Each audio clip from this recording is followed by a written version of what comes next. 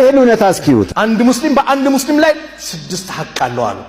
የመጀመሪያው ረዱ ሰላሚ ሰላምታን መመለስ ነው።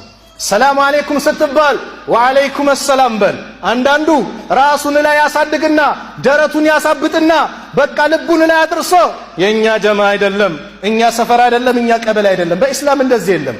ሙስሊም አሰላሙ አለይኩም ካለ ወአለይኩም ሰላም ማለት ግዴታ አለብህ፣ ልትመልስ ይገባል። ሌላኛው ደግሞ አለ ሰላም አለይኩም ሲባል ከሆኑ ሰዎች ጋር ከሆነ ያፍርና ሃይ ፒስ ነው ሰላም ነው ይላል። ላኢላሃ ኢላላህ አሰላሙ አለይኩም እየተባልክ እንደዚህ ትላለህ። ይሄ እኮ የጀነት ሰላምታ ነው፣ ከአላህ በኩል የመጣ እኮ ነው። አሰላሙ አለይኩም ስትል 10 ሐሰና አለ። ወራህመቱላህ ከጨመርክ 20 ይሆናል። ወበረካቱ ከጨመርክ 30 ይሆናል። ሱብሃንአላህ በቀን 20 ወንድሞችን አሰላሙ አለይኩም ወራህመቱላሂ ወበረካቱ ስትል አስበው ስንት አለ? ነጋዴዎች 20 ሲባዛ በ30 ስንት? 600 ሪያል ይሰጣል። እሺ ሪያል አነሰ ዶላር ይሰጣል ቢባል ለሰላምታው እንገዳደላለን አይደል? አላህ ዘንድ ግን ከዚህ የተሻለ ነው። ሐሰናት ነው፣ ትልቅ ምንዳ ነው። የመጀመሪያው ሰላምታን ማቅረብ ነው። ሁለተኛው ወኢያደቱል መሪድ በሽተኛን መጠየቅ ነው። የታመመን መጠየቅ ትልቅ ደረጃ አለው። ጠዋት ገብተህ ከጠየቅከው እስኪመሽ ድረስ 70,000 መላእክት ላንተ ዱዓ ያደርግልሃል። ማታ ከጠየቅከው እስኪነጋ ድረስ 70,000 መላእክት ዱዓ ያደርግልሃል። አላሁ አክበር። ደረጃው ወትባኡል ጀናኢዝ የሞተው እንደሆነ ጀናዛውን ልትሸኝ ልትከተል ይገባል። ጀናዛ ላይ ስትሰግድ አንድ ትልቅ ተራራ የሚያክል ምንዳ አለ አሉ። ከቀበርከው ደግሞ የሁለት ትላልቅ ተራራ ልክ ጀበል ኡሁድን እንደሚያክል ትላልቅ ተራራ ምንዳ አለ አሉ ነብዩ ሰለላሁ ዐለይሂ ወሰለም። ሶስተኛው ወኢጃበቱ ዳዕዋ ጥሪ ከጠራ ጥሪውን ተቀበለ ልትል ይገባል። ይሄ ምስኪን ሽሮ ሰርቶ ይጠራኛል እንዳትል፣ አክብሮ ነው የጠራ። ካልተመቸ በስነ ስርዓት መናገር ነው። ሐቢቢ ስላልተመቸኝ ነው በዚህ ቀን ፕሮግራም ይዤ ነው በል እንጂ ምን ያመጣል ብለህ እንዳትንቅ ቀልቡን እንዳሰብር። ጥሪ ከጠራ ጥሪው ምን ነው አሉ ነብዩ ሰለላሁ ዐለይሂ ወሰለም። አምስተኛ ወተሽሚቱል አጢስ ያስነጠሰን ሰው ማስደሰት ማለት ሲያስነጥስ አልሐምዱሊላህ ሲል የርሐሙከላህ አየህ ለአላህ ምስጋና ይገባው ሲል አላህ ይዘንልህ አልከው። የህዲከላህ ወይስሊ ባለህ አላህ ይምራ ልቦናንም ደግሞ ያዝዳል። ሱብሃንአላህ ምን የመሰለ ዱዓ ነው። ስድስተኛው ወይዘስተንሰሐከ ፈንሰሕ ለሁ ምከረኝ ካለ ምከረው። ስትመክረው በሰው ፊት እንዳትመክረው። ሰው በሰው ፊት አይመከርም።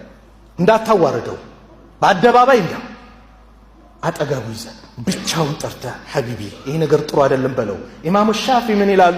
በሰው ፊት የምትመክረኝ ከሆነ መከርከኝ አልልህም አዋረድከኝ ነው ብለዋል።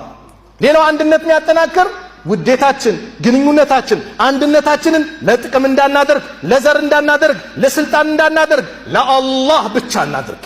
ለኔው መልቂያማ ፀሐይ ስንዝር ቀርባ ሰዎች በላባቸው በሚጥለቀልቁበት ሰዓት ለመዳን ወንድማማችነታችን ለሱ እናድርግ።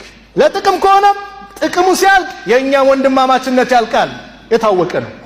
ለአላህ ነው ለሌላ አይደለም። ነብዩ ሰለላሁ ዐለይሂ ወሰለም አሉ ሰላሱ መን ኩነ ፊሂ ወጀደ ቢሂነ ሐላወተል ኢማን። ሶስት ነገር ውስጥ ያሉለት የኢማንን ጥፍጥና ያገኛል።